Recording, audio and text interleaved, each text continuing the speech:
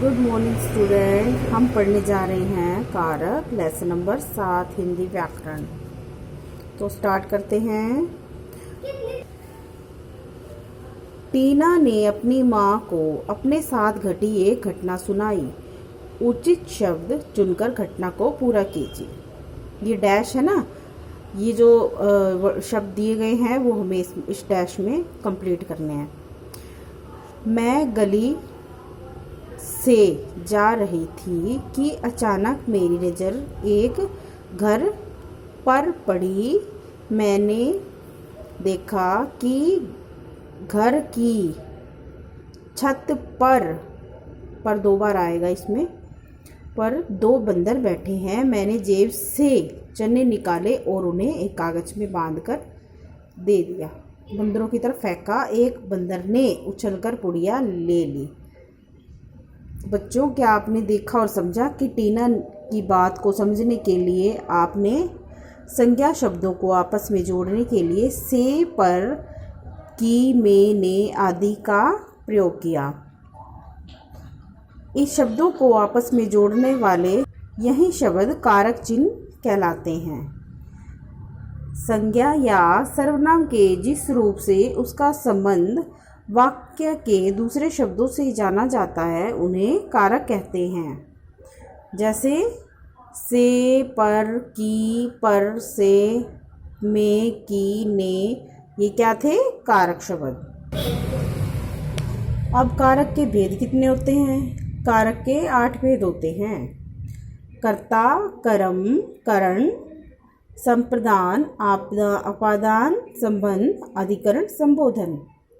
कारक का प्रयोग करते समय वाक्य का रूप बदल जाता है। जैसे शरद अखबार पढ़ रहा है, शरद ने अखबार पढ़ लिया।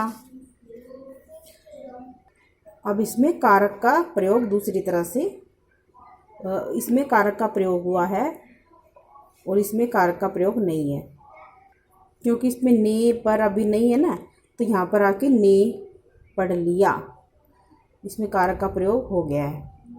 अब जैसे इसमें कुछ उदाहरण दिया गया है। विभक्ति चिन्ह, ये कारक चिन्ह है।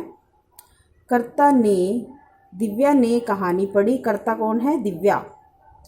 कर्म को, करण, से के साथ द्वारा, मैं साइकिल से विद्यालय गया।